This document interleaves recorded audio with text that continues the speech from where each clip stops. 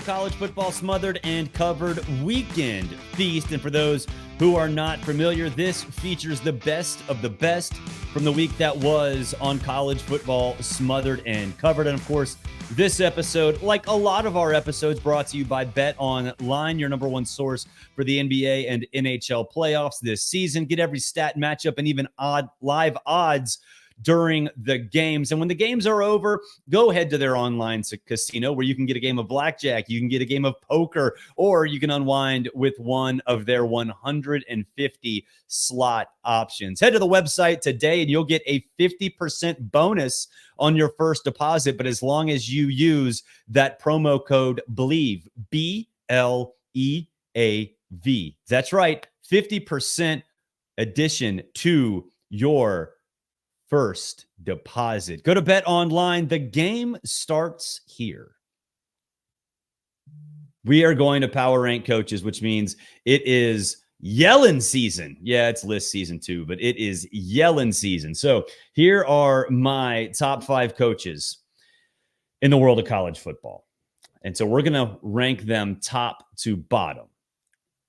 For those who are listening, for those who are not watching on Apple Pod. If you're not watching on YouTube, go to YouTube.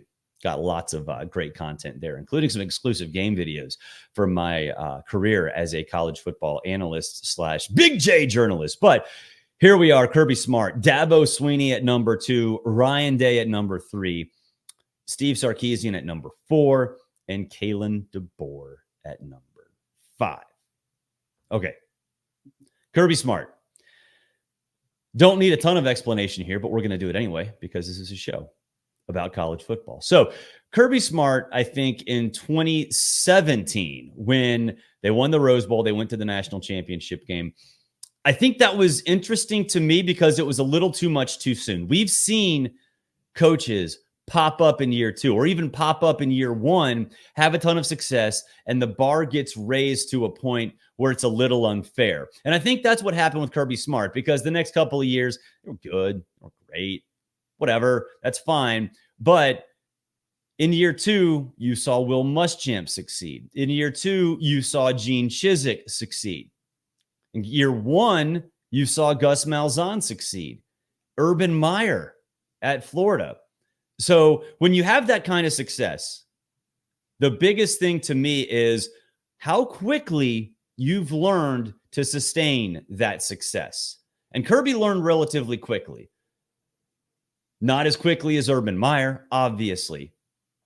But he learned relatively quickly as opposed to some of those other coaches who either failed dramatically or just sort of got stuck in neutral, kind of like what happened with Gus Malzahn. But Kirby's 94-16. 94-16. Think sustaining success is something that he has handled very, very well. And to me, look, Nick Saban, this is probably media days back in 2013, 14. Actually, you know what? It was right when Kirby Smart got hired. Okay. So it was after the 2015 season. He said, if Georgia gets the right coach, Georgia is going to be the behemoth. Not the. Which to me said that Nick Saban is threatened, which he was. I don't think there's any doubt about that. And that's exactly what Kirby Smart has done. He has taken a program that was a sleeping giant under Mark Richt. And honestly, with Mark Richt, I wouldn't even say they were sleeping. They were actually pretty darn good. They just could not get over that hump. And even when they did, like in 2012, when they were the second best team in the country, the landscape just didn't work out in a way where they could actually win the national championship, which sucks.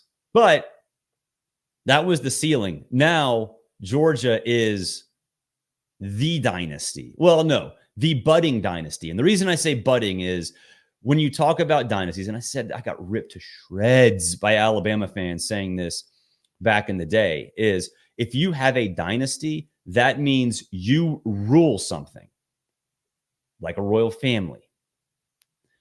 In order to rule, you have to be on top. Georgia's not on top right now because Michigan won the national championship last year. So they're not a dynasty because you don't have to have a dynasty at all times. You just don't. But with that said, 2 national championships. And then last season, you could make an argument, and I have, that Georgia was either the best or second best team in the country. They just lost at the wrong time. So right on the precipice is where Kirby Smart is. And so if anybody tells you out there that Kirby Smart is overrated as a coach, and I've seen people do this, and I'm like, what the hell are you people talking about? He has done everything at Georgia that was predicted by his peers, including his former boss, and done it better than anybody in Georgia history. And it's not slowing down because he's adapted to a world where you get players through the transfer portal and you replace stars with stars in a way where 5 years ago you did it in a different method, and he's adapted. And yes, he pounded his chest, and Georgia fans say that I was wrong about this and misquoted Kirby about pounding his chest, that he didn't get any incoming transfers prior to the 2021 season. Look, y'all, I was in the room. I asked him. I don't know what you're talking about misquoted. I literally asked him. And so he has gone from, hey, I don't want to have any transfers, to, okay, I'm going to be selective and get the dudes I want. Because when you open that door to the Buttsmere building in Athens, 5 stars just walk in. They just appear out of nowhere. All right. Number 2, Dabo Swinney. All right. This is where I think a lot of folks are going to look at me and say, Dabo Swinney? Let's establish what Dabo Swinney is. Let's establish what Dabo Swinney has done.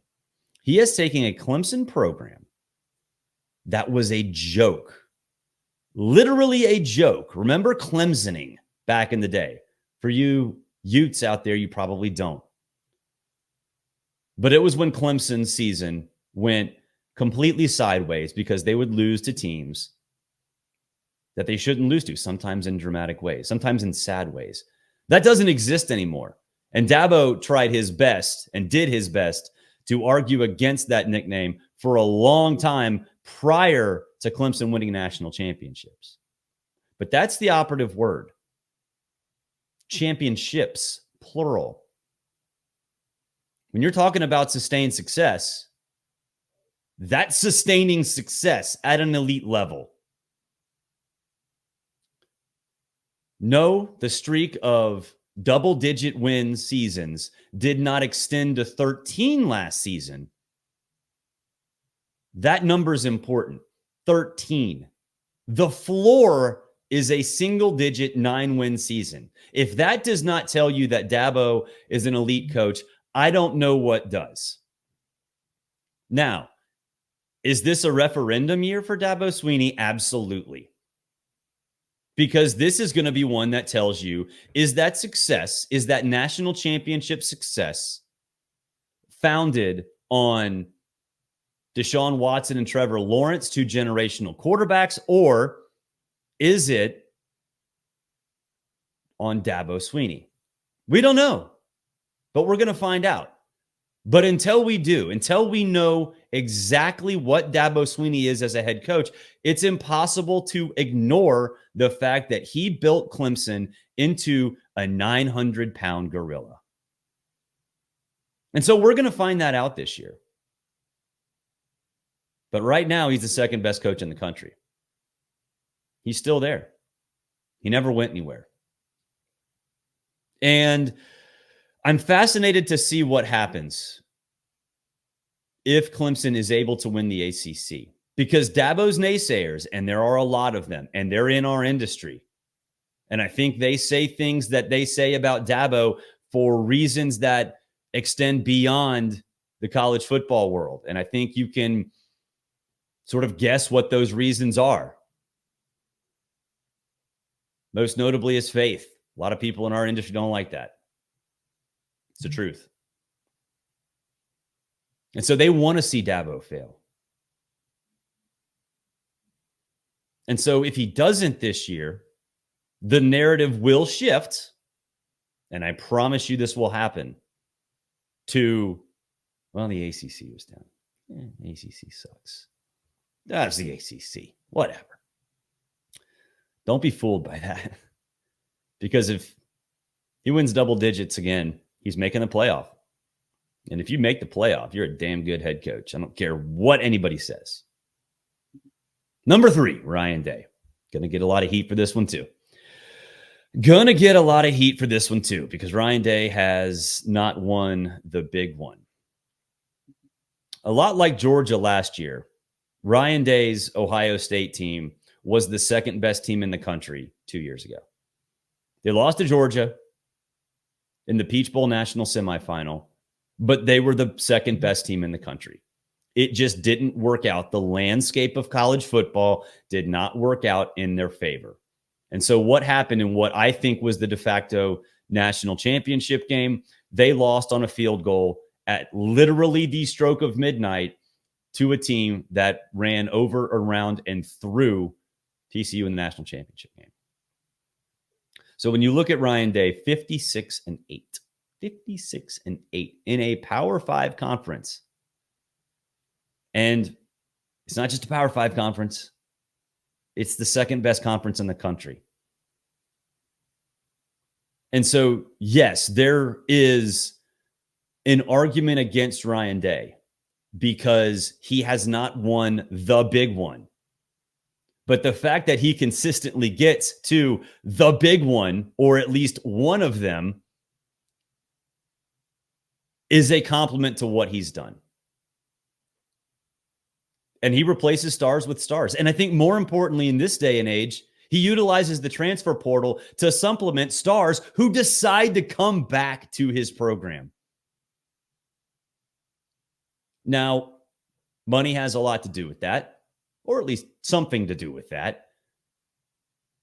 But he's using the system in a way for him to be as successful as his predecessor, or at least on the precipice of being as successful as his predecessor.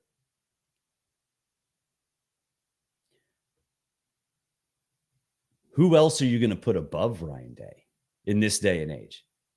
Would you have put Nick Saban above him? Sure. Would you have put Jim Harbaugh above him? Sure. Those two guys are gone.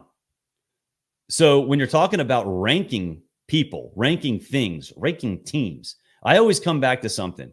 When you say X and X are overrated, blah, blah, blah, blah, blah, well, somebody's got to be there, right? You can't say Team X or Coach X or Player X is overrated and not have an answer as to who should be there. So ask yourself, if it's not Ryan Day at 3, who should be there? The answer is there's not an option. All right, if you're watching on YouTube or Rumble, check this shirt out from Breaking Tea. It is Emeka Egbuka. Speaking of players who are returning to the Buckeyes, this is an NIL shirt. They've got NIL shirts for players all around the country. You can go to breakingtea.com/smothered and covered, breakingtea.com/smothered and covered. They have you covered, not just with NIL shirts, but viral shirts. If something big happens, bam, it's up on Breaking Tea within the hour. Plus, there are shirts all about every single school that have nothing to do with breaking moments, viral moments, or NIL, just damn good college t-shirts. Go to breakingtea.com/smothered and covered, breakingtea.com/smothered and covered. You can wear the moment. All right, back to our coaches. Number 4, Steve Sarkisian. All right. Again, like I said with Ryan Day, somebody's got to be there, right? Somebody's got to be there. Sark is 71-49, which when you look at the top coaches in the country, that record doesn't necessarily stand out all that much. And I get that. And that's true. But he was successful at Washington. He was successful at USC. It ended badly. He was unceremoniously dismissed. But look at what Steve Sarkisian has done. Look at what Steve Sarkisian has done at Texas. He's transformed that program via recruiting, both in high school and the transfer portal, to win at the line of scrimmage. That's exactly what you need in order to win at an elite level, not just within the Big 12, but also nationally, especially within the SEC.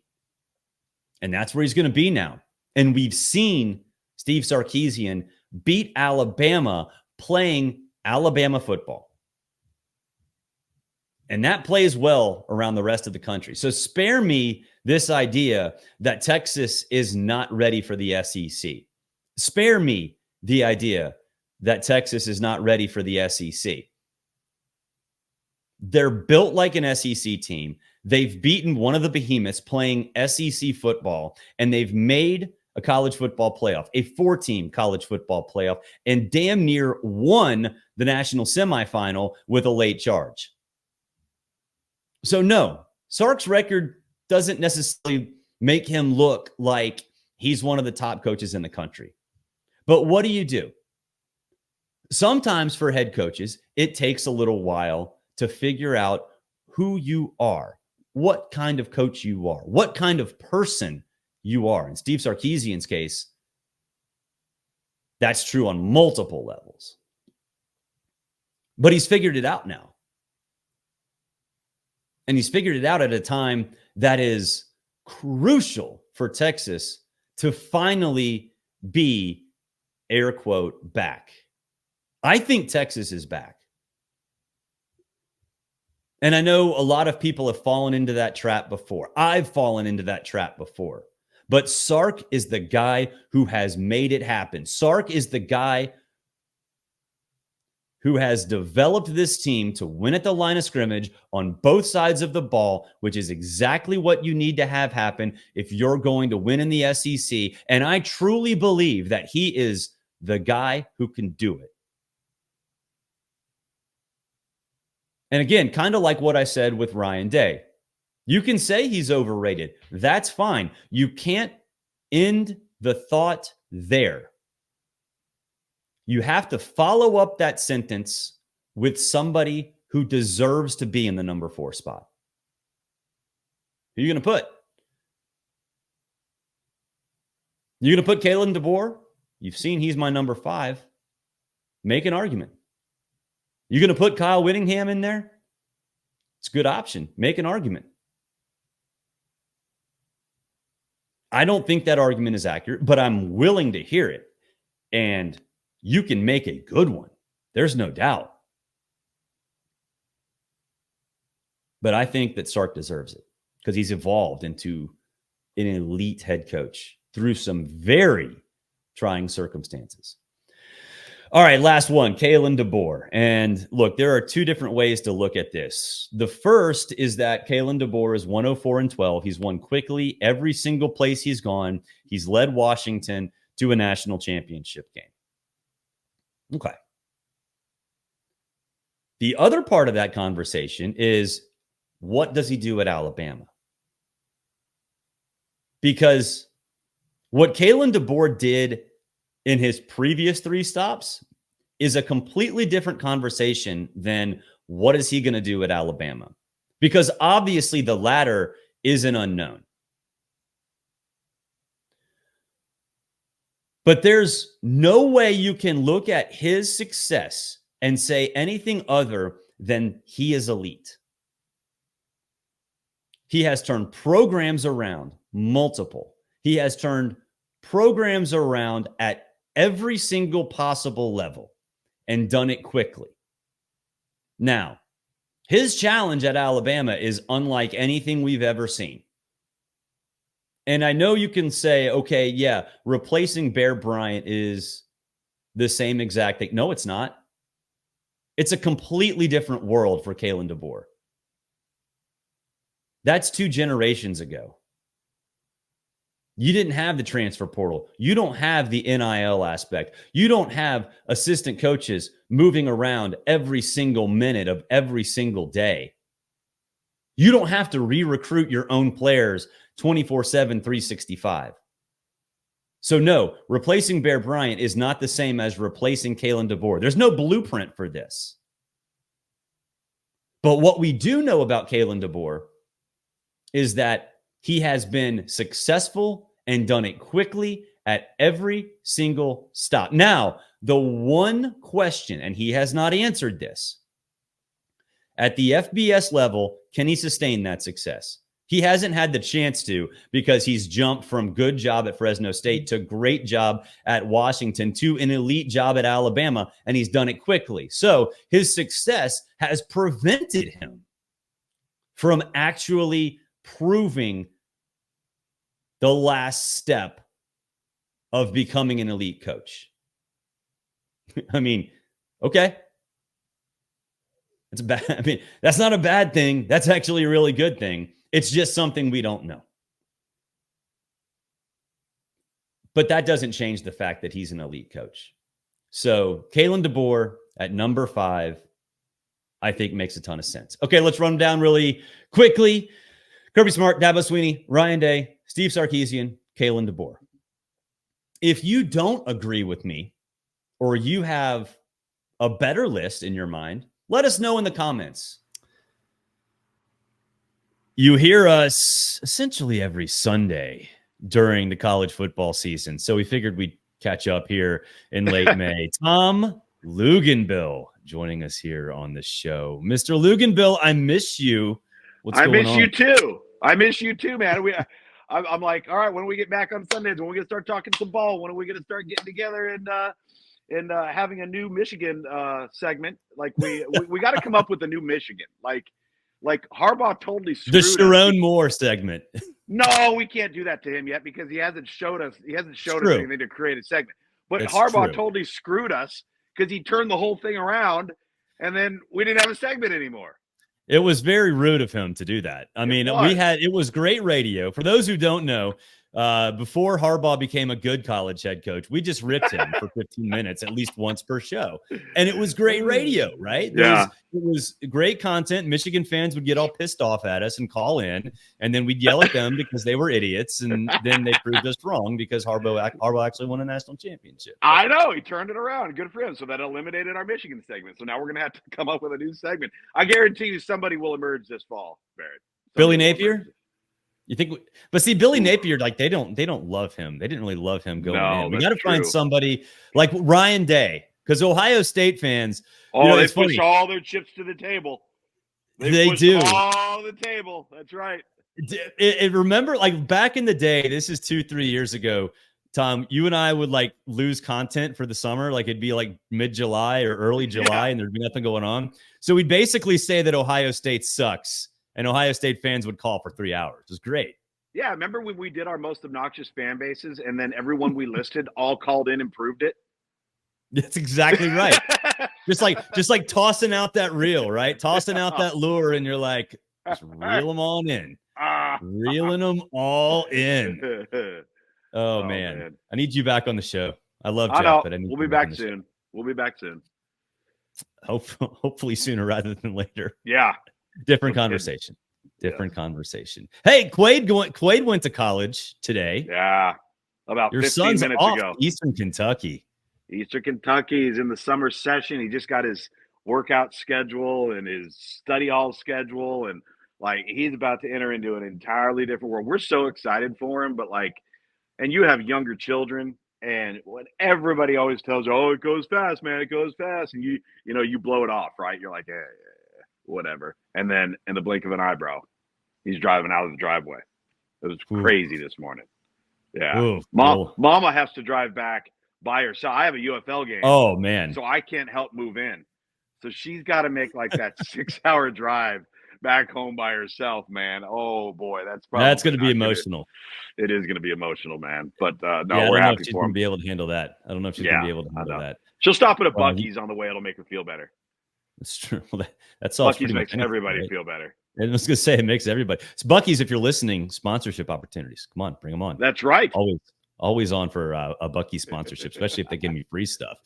You know what? We could do a segment on Deion Sanders this fall, because let's write that down in pencil. It's going to be the Deion Sanders segment. That tends to get me in trouble. How's that going to get you in trouble? No, I said it tends to get me in trouble because here's what I don't understand about that whole thing. Why is it that he's immune and protected, and that program is immune and protected from any scrutiny, any criticism, any analysis that doesn't pat them on the back and tell them how great they are? I've never seen a scenario like theirs where The moment you point something out that could be totally factual, like, no, you can't say that. You can't say that's Colorado. That's Coach Prime. You can't do that. I don't understand this whole world they're living in. Well, I think I think that part of it is because Deion's, Hall of Famer, right? Well, sure. It's just like he's a Hall of Famer. Like a lot of folks are like, it has to, especially NFL folks, are like, this has to work. This has to work because the NFL's like far superior in their minds to college football. That's my theory. It might be a dumb theory, but I'm dumb. So there's that. It's funny though with Colorado, and I don't know if you feel this way, but everyone's like, oh, everybody left. It's a disaster. Deion, is just running folks off. And I'm like, y'all, he told you he was going to run folks off, and they sucked last year. Like he could be running people off for a good reason because like he got offensive linemen in and they didn't have any of those last year. Yeah. So it might not be the worst thing in the world. Even if they go 3-9 or 4-8, it's like, look, if you're Colorado, consistency is fine. Even if it's mediocre consistently 3-9, is that what you're saying? Well, I mean, what would the alternative be? 1-11? I mean, well, it's interesting you bring this up because people have completely glossed over this one little detail that may save him, and that is had the court system not allowed unlimited transfers, he would have been stuck with all of those guys he brought in, and he would have had to have played with them because they couldn't transfer again. Yep. So that ruling put them in a position. Now, I'm still of the belief. We could talk all we want about Travis Hunter, elite player. Talk all we want about Shedeur Sanders, potentially an elite player. I still think he's got to clean some things up. Sure. And they've got some wideouts. All right, they went out and got the running back from Ohio State. But they're going to have to prove to me they're significantly better in the trenches on both sides of the ball. Just because you have movement doesn't mean you're going forward. Doesn't mean you're progressing. So what they've shuffled out the door and shuffled in, we don't know yet if they're any better. Like we don't Jordan Seaton's a true freshman. Worse on the offensive line, right? I don't think they could be worse, but I'll say this. And I think if Shedeur Sanders was being honest with himself and he was doing a self-critique on areas he's got to improve, oftentimes he was as responsible for sacks as the offensive line was. He's holding the ball too long. Holding on to the football. And I understand he's trying to make that last-ditch effort, that last-ditch play. But he can help himself out. He can help the offensive line out. And I think that's what the NFL is looking to see with him is, has he improved his anticipation, his decisiveness, his willingness to get rid of the football? Because that stuff's not flying in the NFL. You'll be out of the league in a half a year if you're holding on to the ball like that. So I'm going to be very interested to see if the new shuffle of guys coming in, yes, there's movement, but is there progress? Because those two things aren't the same. And so I'm interested to see how that plays out. And Barrett, dude, the schedule's brutal. It's so bad. It's a rough schedule. Their road contests are really difficult. So it's going to be great. I mean, listen, it's must-watch television for college football. It was last year. It will be this year. But they're going to have to start seeing results, right? Yeah. Yeah, there's no doubt. And look, I think they will take a little bit of a step forward this year. I think they can't be worse offensively from the offensive line standpoint. And Dylan Edwards, I think, was a little bit overrated, but he will help at Kansas State. And that brings me to the next point. You and I on the radio all summer last year going into the season were like the Big 12 the Pac-12 is going to be awesome. Not necessarily in terms of top end, but obviously we were wrong because Washington was obviously very, very good. We were like, this is going to be the most interesting conference in all of America. And I'm saying the same exact thing about the Big 12 this year because I've convinced myself. This is how much I've gone in a circle. I've convinced myself that Oklahoma State was going to win it. I've convinced myself that Utah is going to win it. I've convinced myself that Kansas State's going to win it. I've almost convinced myself that Kansas is going to win it. So finally, I'm sitting here. I'm about to go to Memorial Day weekend, and we don't have magazines yet because no one knows what the rosters are going to be until the middle of May. But I'm sitting here going to Memorial Day weekend, and I'm throwing my hands up like I have no freaking clue what's going to happen in the Big 12. That's what's going to make every single week phenomenal. Just look at the quarterbacks, dude. Cam Rising, Noah Fafita. The best one in the entire conference might be West Virginia's Garrett Green. I've convinced myself of them, too. I've convinced myself. Exactly. West Virginia. Dude, let me tell you, they are plus like 4,000 to win that conference. Yeah, I know. The quarterback play looks like the Pac-12 did last year. So I'm not even done yet. You got Avery Johnson at Kansas State, who looks like he's on the cusp of being a star. If Jalen Daniels stays healthy at Kansas, which he hasn't yet, but if he does, I'm with you. They could win the conference. Like, they're good enough, right? So Oklahoma State's got the journeyman and Alan Bowman, who played lights out last year. All right. Ollie Gordon. And Ollie Gordon. Oklahoma State has like everybody back. So the margin of error in that league is going to be so slim. And not to bring things back to Colorado, but like that's what puts even more pressure on Colorado. Yeah. Because everybody's good. All of the teams that are supposed to be good have a quarterback. If Baron Morton stays healthy at Texas Tech, they're going to be pretty good. It is going to be so much fun to watch that conference week in and week out. I mean, we might have one of those like 48-45s, 52-50, 38-35, like multiple games like that every single weekend in the Big 12.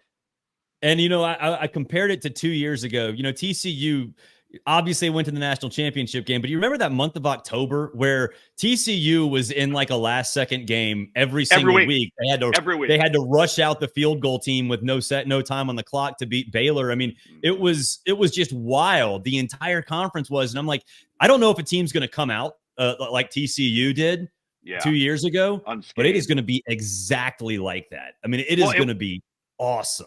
And what TCU did is they won one possession games, right? And they won on the road. I mean, at the end of the day, like that's it. That was their entire season. And you know what? This past year, it was the exact opposite of that. They couldn't win a one possession game. They couldn't win on the road. I mean, so it's so hard to carry that stuff over. But no, I'm here for it, dude. I'm totally with you. I think it's going to be awesome.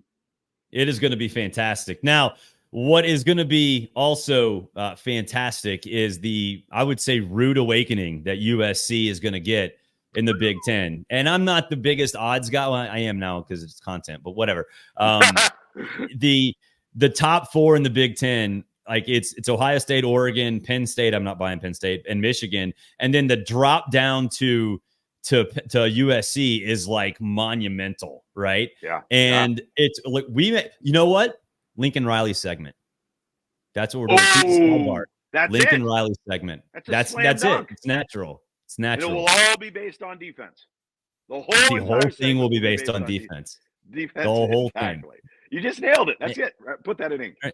I'm retiring. I'm done until August. Well, I'm done until August.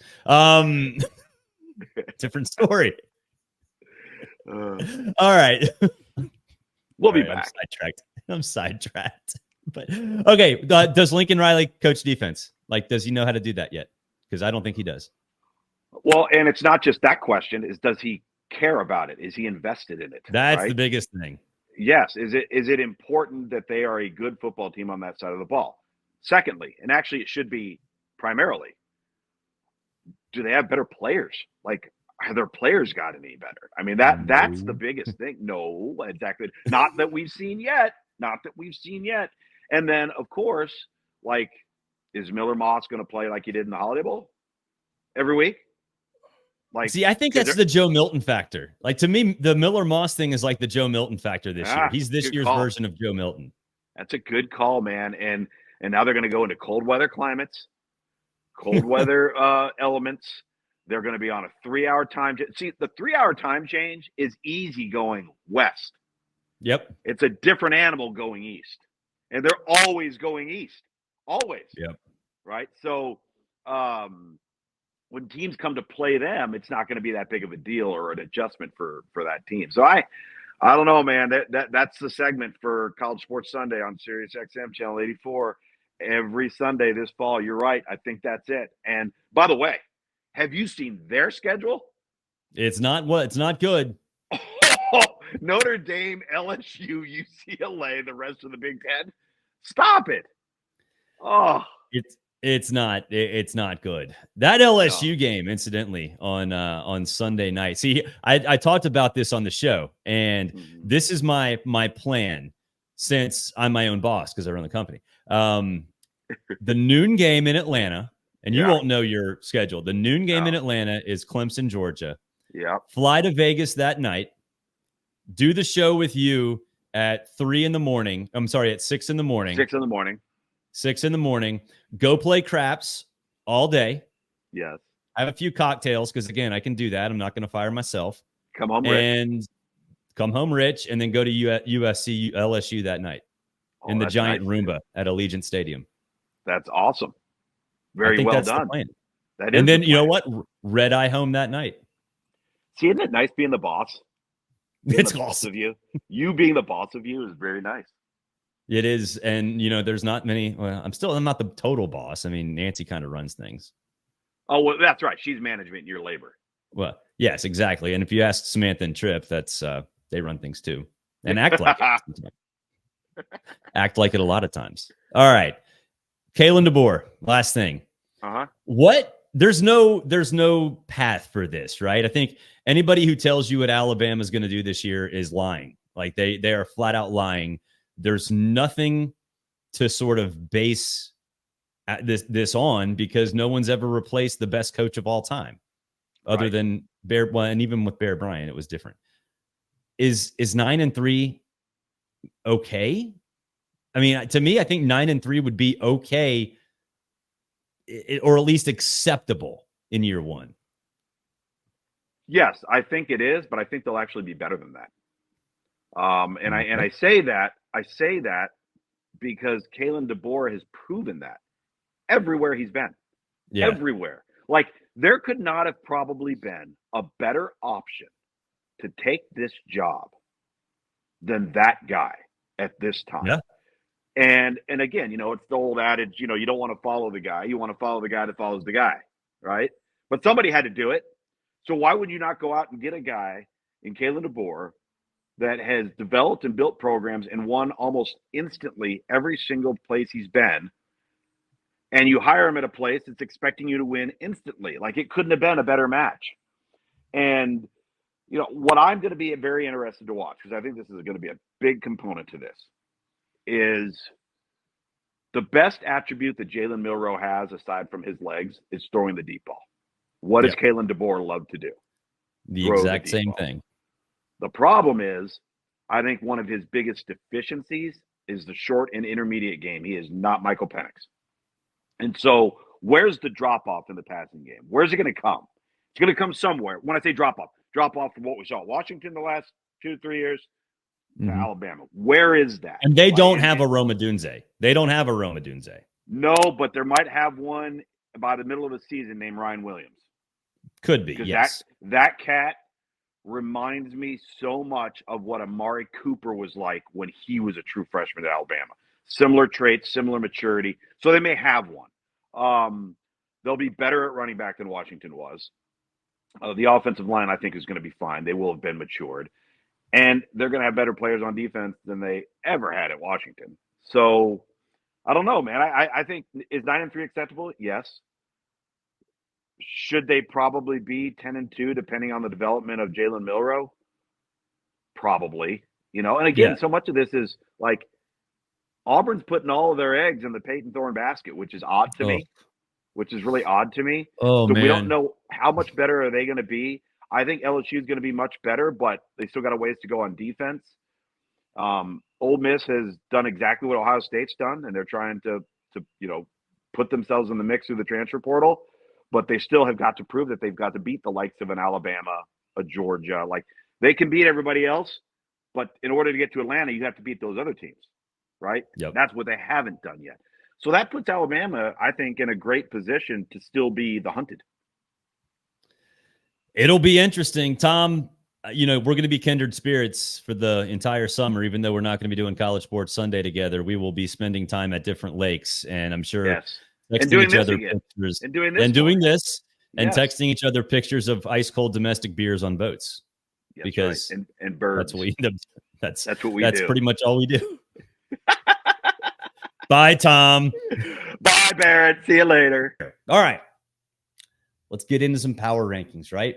Let's get into the top 5 teams that I see could make a run at the college football playoff. And there are a lot. And we'll start with the Tennessee Volunteers. And Vol Twitter, I know that we have a love-hate relationship. Yes, I thought it would take a little while for Josh Heupel to build Tennessee into a contender. I was wrong about that. I was right about what happened on Shiano Sunday. I had your back. I think myself and Andy Staples were basically the only 2 people in new media, and I guess I was in traditional media at the time. Andy might have been too, actually. But we had your back. So, Vol Twitter, love-hate relationship. I love you right now because everything from a personnel standpoint sets up for Tennessee to make a run. First off, of course, Nico Iamaleava. And I think there are a lot of people that look at Nico and say, oh, God, here we go again. It's just like Joe Milton last year. Nico has a great bowl game, and suddenly he's going to win the Heisman Trophy. Now, I don't think Nico is going to win the Heisman Trophy, but I do think that he's more Hendon Hooker than Joe Milton. He's got the upside. Last year with Joe Milton, we saw what he was at Michigan. We saw what he was in his first 2 starts at Tennessee before he got benched for Hendon. People who thought Joe Milton was going to be a superstar were kidding themselves, or they had orange and white glasses on. You can have orange and white glasses on when it comes to Nico, but it's deserved. He can run. We saw that. The upside is there from a passing standpoint, and the system suits him very, very well. But it's not just that. The receivers are all over the place. Now, sure, we have Squirrel White and you have Brew McCoy if he's healthy, but you supplemented those 2 with a good group that can take pressure off not only the rest of the wide receiving core, but also the rushing attack, which is, we'll see what happens there. But what makes a dark horse team a dark horse? It's the right mix. It's the right balance. It's how to play complementary football. You know who can do that is Tennessee, because the offense is going to be lights out. I don't care who's taking the snaps. Josh Heupel is going to find a way to get it done, right? So what do you have to be defensively? You have to be adequate. That's how you play complementary football if you're Tennessee. James Pierce is one of the best players in the country. That defense can get after you. They create havoc in the backfield, and that's all Tennessee needs, right? That's all Tennessee needs in order to make the college football playoff. Now, winning it is different. Winning it is definitely different, but getting there, I would not be shocked if Tennessee was maybe that 4th team in the SEC that contends for the playoff. Because I think it'll be Georgia, Texas, and Alabama. I'm sorry, Ole Miss. Alabama and Tennessee, I think, are on that brink. I think they're in that tier together because there's no blueprint for what Alabama's going to be without Nick Saban. But Bama at home. We saw what happened 2 years ago when Bama visited, and that was a really good Bama team.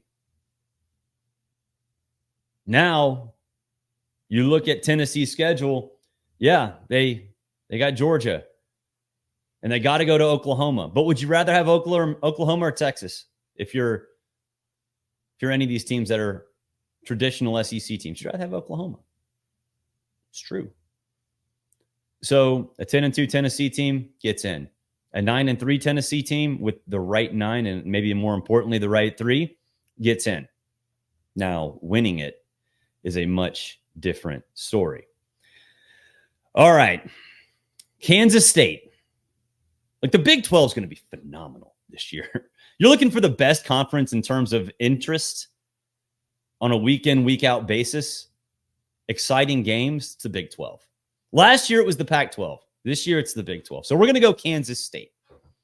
And the reason we're going Kansas State is, one, upgrade at quarterback. Avery Johnson is phenomenal. You saw him in the bowl game a little bit, but he fits exactly what they want to run. Except he also has elusiveness. He can run power. He can complete downfield passes.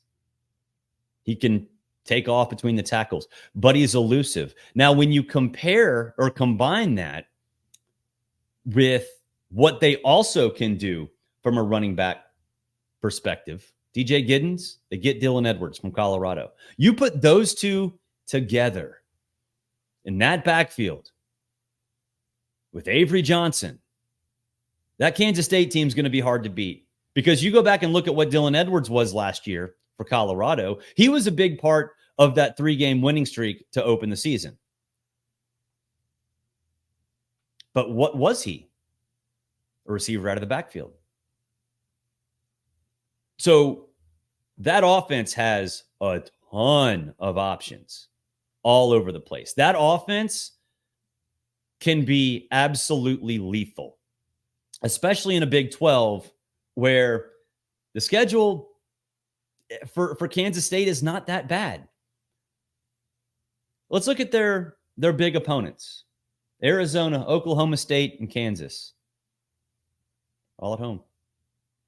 They don't have Utah on that schedule. Yes, they have to replace some folks on the offensive line, but the middle of that defense has been boosted by some transfers. And it was already pretty good. And now you add more to that mix. So Kansas State is going to be a lot of fun.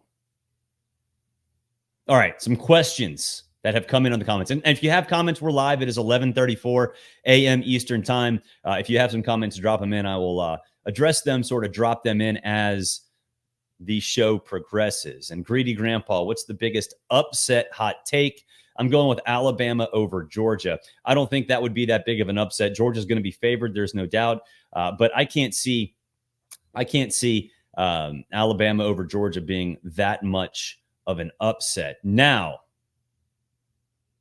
would West Virginia over Penn State be an upset in week 1? It's in Morgantown. But we're talking about a Penn State team that's probably going to be a top 10 team. West Virginia is probably going to be a fringe top 25 team to open the season. I don't trust Drew Aller. I do trust Garrett Green. We'll talk a little bit more about West Virginia coming up in a little bit. But that's one upset I could see, and that could drastically change not only the direction of both of those programs this year, but especially change the direction of Penn State moving forward. All right, next team we want to talk about is a dark horse. Hokie, hi, Virginia, VPI, Virginia Tech, Hokies, Brent Pry. Look, if you did not watch Kyron Drones last year, a marvel of efficiency, only 3 interceptions, and basically started the last 2/3 of the season-ish. Monster through the air, very efficient, a boss on the ground, and now he's had a full offseason as the unquestioned starting quarterback.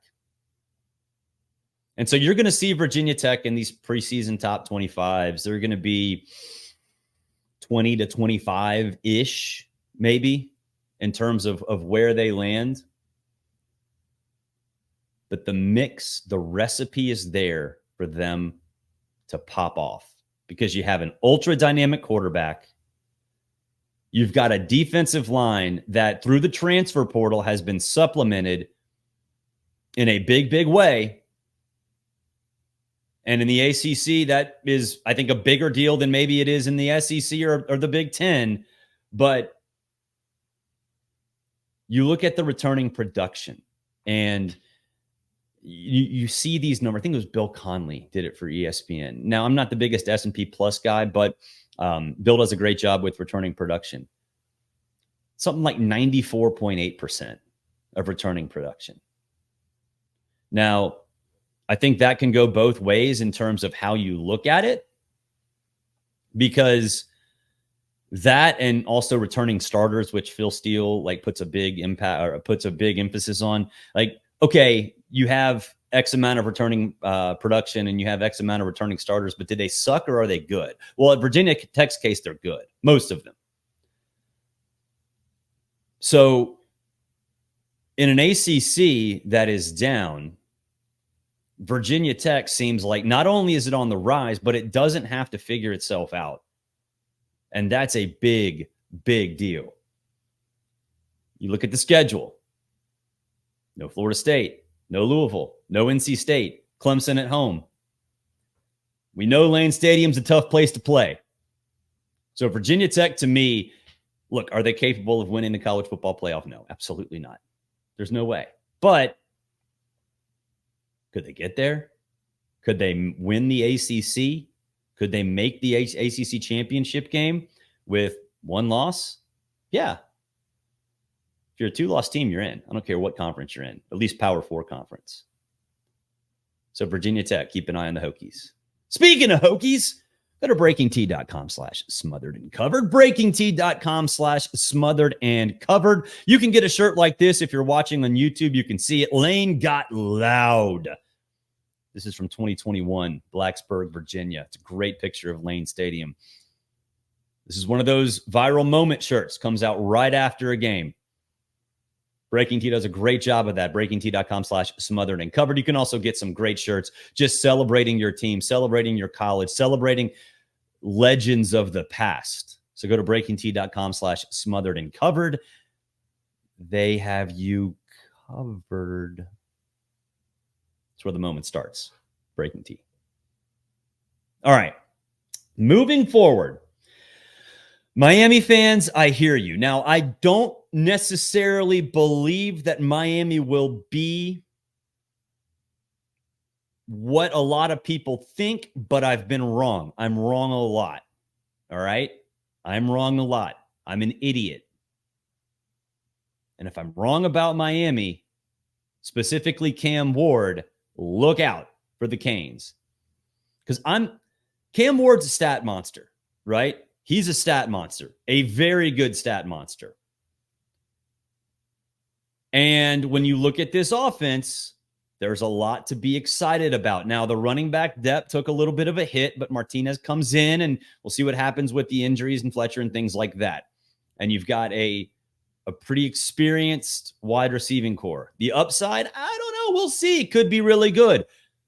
Offensively, there's a lot to be excited about if you buy into Cam Ward. I don't, but I could be wrong. And then defensively, I think Miami is going to be fine, just fine. But a good Cam Ward with a Mario Cristobal who learned his lesson from a time management standpoint equals dark horse. I wouldn't even say dark horse. I'd say legitimate playoff team.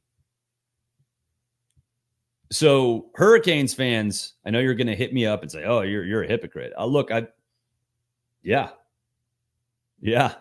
I mean, I am. I'm being devil's advocate right now. Because I do think if I'm wrong about Cam Ward, Miami's going to be a beast, man. They are going to be a beast. They get FSU at home. They get Louisville on the road. The out-of-conference game against Florida to start the season doesn't look nearly as daunting as maybe it did when that contract was announced. And I'm still a believer in Mario fixing himself between the ears. At some point. Now, is that point now? I don't know. If it is, and Cam Ward becomes what maybe a lot of people thought he could be, and NFL scouts seem to think that he will be, then look out for the Canes. Again, I'm playing devil's advocate. Admittedly. But it could happen. There's no doubt. SEC Unfiltered. You demand, Barrett. Keep up the great work. I appreciate it. You do the same. So go to SEC Unfiltered. Follow them on Apple, Spotify, and everywhere else. YouTube, all that stuff. They do a great job over there too. So appreciate that from SEC Unfiltered. Last one. Last team. West By God, Virginia. We had Neil Brown on this show about a month ago. So if you want to see that interview, go back. He does a great job explaining a little bit about his philosophy, how he turned things around last year, and where this program can go moving forward. And it can go to a college football playoff. Win it? I don't know. Get there? Yes.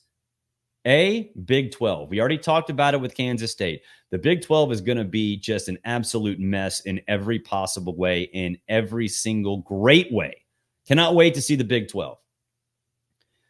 And West Virginia has a quarterback in Garrett Green. If you don't know who he is, look him up. And you see all these Pro Football Focus previews of some of the best quarterbacks in the country. You're going to see Carson Beck. You're going to see Quinn Ewers. You're going to see Garrett Green. And you will see Garrett Green if you go look him up on a lot of these top 10 lists. A monster through the air, pure dual threat, weapons all over the place. A new quarterback coach who, according to all reports, has helped him take the next step. And a schedule that is not daunting. Got to go to Oklahoma State. Got to go to Zona. Okay. Stillwater's tough. I'm not sold on Tucson all that much as a home field advantage, A, for Arizona, and B, we don't know what that team's going to be. I don't think they're going to be exactly what they were last year because of the coaching change. But you're talking about a 10-2 West Virginia team. Could you see that? Because I can see that. That will do it for this edition of College Football Smothered and Covered Weekend Feast, brought to you by BetOnline. The game starts here. Go to BetOnline, and of course, they have you covered for everything this summer in the world of sports. Really appreciate you guys checking out the Weekend Feast. We will be back next week, but until then, have a great weekend, everybody. Stay safe, and we'll talk to you soon.